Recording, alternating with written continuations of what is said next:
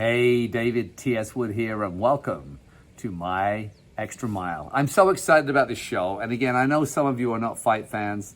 I've been a fight fan since I was a little boy. Muhammad Ali, was just one of my heroes. And, the UFC, some people don't understand it, but think of it as a discipline. Imagine a martial artist in karate, let's say, spends a whole life becoming a master, or a wrestler becomes a whole life. These guys have 5, 6, or 7 disciplines. It's unbelievable. And my guest, Bruce Buffer, the veteran voice of the Octagon, has turned his voice into an instrument. And you've just got to listen to it. It's so exciting. And his brother, Michael Buffer, I mean, what a crazy story. Has a net worth of $400 million using his voice. You talk about turning your passion into success. Enjoy the show. Don't forget, do those things. You know what to do. See you later. We'll see you on the other side.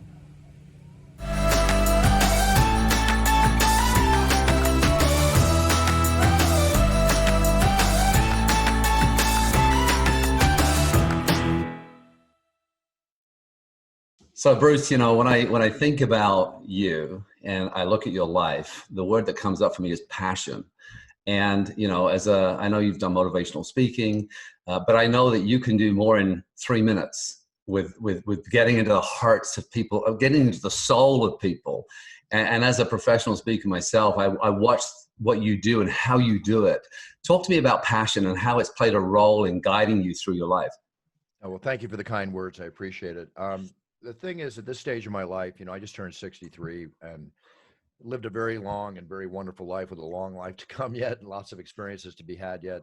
But I realized that in my early 20s, when I was running my first companies that I owned, I had my first corporation when I was 19. And I approached everything with passion because, especially in business as in life, it's like Rocky says, when you get knocked down, you got to get up and you got to punch back even harder moving forward.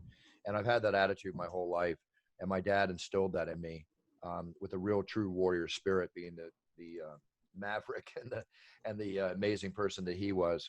And it motivated me. And I realized that where I do the best, whether it's in friendship, whether it's in business, whether it's going after a hobby, is that if my passion is there, I'm going to enjoy it more than ever. B, I'm going to be able to deal with the positives along with the negatives more than ever, the failures and the successes more than ever. Because why? Because I'm truly passionate. And in my motivational speeches, what I tell people is, a lot of people, including myself, I own companies. I'd made $1 million, before I was like 26 years old, if not younger, and went through all that. Did I do it in an area that I was passionate about? No, I really didn't find my true passion and calling in life until my late 30s. But I still pursued and still went through. And it was because I was burned out in the 2 companies that I owned, even though I was making a lot of money, I realized I needed a change. And I needed to change so that when I woke up in the morning, I didn't go to work. Because there's 2 choices in life. Well, there's many choices, but 2 key choices is, if you're passionate about something and you can monetize it and it becomes your profession, then you're not going to work. You're living a lifestyle. And I wanted to create a lifestyle of perfection for what I enjoy in life. And that meant to follow my passions. And that's what I do. I do that in friends, I do it in business, and I do it in my other pleasures. Yeah, and it oozes out of you. I mean, it's just, the clarity you live by and the certainty and the vision you have for your life. But I want to go back to sort of rituals you have. And I know, you've made famous 2 words, it's time. To think that possibility, it's like the Nike logo, but you have this kind of brand, which is it's time. But I love the birth of it, because the birth of it happened as a morning ritual for you that you sort of brought into your life. And that's what I'm getting goosebumps even talking about this to you. But talk to us about that, the fact that you have a ritual each day that sort of wakes you up to the possibility of what's in front of you. And that those 2 little words started that, right? Yeah, it did. Those 2 words are generic and used a lot, but it's not what I say, it's how I say it, is the way I always say it. And I say it with passion. But my morning ritual, shaving, washing my face, whatever, I feel that I am only as good as today. The way I perform today dictates the value I have to myself, my life, and the people around me that I work for, family, you name it. When I walk in that octagon, as I will on June 6th, the next time I walk in the octagon, as I did 2 weeks ago in Jacksonville, Florida, every night I walk in the octagon to announce a UFC, that is my first night. I'm only as good as this night. I have to prove to myself, I have to prove to Dana White, the powers that be, the fans, and the fighters, and my mom that I deserve this job, right? And that allows me to exercise that passion to go out and give the best show possible. You'll never hear me talk about my laurels. I did a 360 at UFC 100 or all that kind of stuff. Sure, it comes up to me, I'll talk about it, but I won't live off that because that's a false sense of security for me. I have to be able to be the best at what I do for myself every time I do it. So that's what I set out to do, you Yeah, I know. love it. I love it. And in the morning when I look in the mirror, I would go, it's time to have the best day possible, right? To be better today than I was yesterday. Well, when I first started announcing, I wasn't phrase driven. Everybody thought you had to have a phrase, like my great brother, the legendary Michael Buffer, the greatest announcer of all time, who I manage and trademarked that phrase. And I've marketed for 30 years into what it is with him, the let's get ready to rumble phrase. But I didn't want to be Frank Sinatra Jr. I didn't want to be looking at as holding onto his coattails. I sew his coattails on. I have for 30 years. I've kept them sewn on as his partner and his manager. So I told myself that within 3 years, when I started announcing, if I didn't develop my own style, I would quit. I would give it up. I didn't want to be the guy that's sitting there getting a paycheck and a great seat at the show. Sure, that's fine. But back in the beginning, I was losing money going to these shows. So I was sacrificing in certain areas to develop and go through an evolutionary process of my own being to get to where I am today. And that's what his time's all about. So it's an organic process that just happened naturally. And to me, that's the most successful, right? Yeah. If people grabbed onto it, like when I was in Brazil and the whole 20,000 group of Portuguese speaking fans yelled it back to me and held it while I said it's time, that's when I knew it took off. And that's, then you get back to your marketing sense and then it's time to start marketing and doing what it takes to build from there. Yeah, so many things you've done. I mean, you're thinking about that 360. That was the Mir fight, right? Yeah. And Lesnar. I love the bow, with Randy. With Randy, yeah. Randy Couture. I mean, when you did that, because I believe you thought it was going to be his last fight. And again, I get goosebumps getting even talking about this because I have so much respect for these fighters and the journey. But the other thing that I know that your mom's your best friend, and you just mentioned her right there, and when you talk about the passion you have, and I look at your brother, and obviously, you've played a huge influence on him, being his manager and close friend. Talk to me about how was passion born in you, and what advice would you give someone listening? Because, what would you like them to walk away with as we just talked about this one subject? Where did you find it? And how does someone find it? What would you say to someone who's sitting at home right now? And maybe they're not living their passionate life.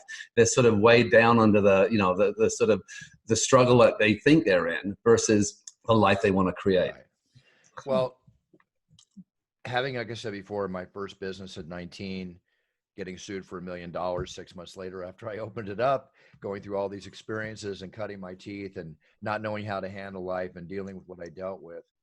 Basically, I realized that in order for me to make things right, my dad instilled in me at a very young age, when I walk in a room, you might have heard me make this comment, I would say, "Hi, Dad." And he'd say, "Son, project your voice. Let them know you're in the room. Shoulders back, chest out." My dad was a Marine for 13 years, World War II in Korea. Taught me all fighting techniques at 5 and 6 years old before I even went to school. He really put me on a path. And growing up, I began to see what makes people successful, the people that are successful, whatever. And I learned that life is like, we've all heard about pyramid schemes, okay? But life is like a pyramid, whether it's the top of the family, the matriarch, the grandparents, leading to your parents, down to the kids and the cousins and everything, whether it's a business with the CEOs and the president and the vice presidents at the top, but everybody is just as important. So when you have that, I truly believe life is made up of 98%, 2%, meaning that everybody dreams and dreams of what they want to do. But there's 2% of the population that are the leaders that put it into real effect and make it happen. And they make up the top of that pyramid. But it's not that they're any more important than the base. Everybody on this base, the people that answer the phones in a business, that pack the boxes, that do everything, the secretaries, the shippers, you name it, they are just as important at the top, because if you don't realize that, then the whole thing's going to crumble. Yeah. Right. So I realized that theory, and I told myself, I want to be in the top 2%. I felt that I was a natural born leader. I've always been going after that. And because of that, if I'm going into something, I go into it 150%. I tackle that and get it done first, and then I'll go on to point B. If you try to do 2 and 3 things at the same time, trying to develop them, excuse my English, you're going to do them all half-assed, right? So give it 100%, accomplish that goal, because in business, the passion that you have for what you do, the belief in yourself to get through the negatives and the positives that happen, the hard work is not on the way up. Yes, that's difficult. But once you reach a level of success, to maintain that level of success, that's the difficult part. That's the part that's going to be the hardest part of your business, is maintaining consistency and getting to the point where you're consistently successful, right? And it's not that it is hard. It's just that you need to stay on top of things more than ever, not take it for granted and sit back, because that's when you're going to watch your business fall. Okay. Yeah. Passion creates that 24/7 attitude that you have to be available to yourself, to the people you work for. And also you should be teaching by example, right? You should be the best at what you do. So everybody in your business looks at you and says, I want to be like him or her. That's my leader. They do it. Great sales. Bruce, you're a great salesman. You can do this, you can do that. And I am a damn good salesman, but I'm only good if I can show them how good I am. If I can close their sale, help them, or teach them how to teach someone else, how to teach someone else. And if you do that 3 layers deep in your business, you have a bunch of loyal employees, right? That know how to work that business, that you can shift and shuffle them in times of need, and your pyramid structure stays solid. It's awesome. Bruce, thank you. The show's all about, those small incremental steps, those tiny things we can do each day, that 1% difference. So again, as you listen to Bruce's word and you start looking at your view, your personal view, your personal brand around passion, I really want you to take these words to heart, and we'll see you on the other side. Thank you, Bruce. Just remember, 1% improvement means in 100 days, you're 100% better. It's as simple as that.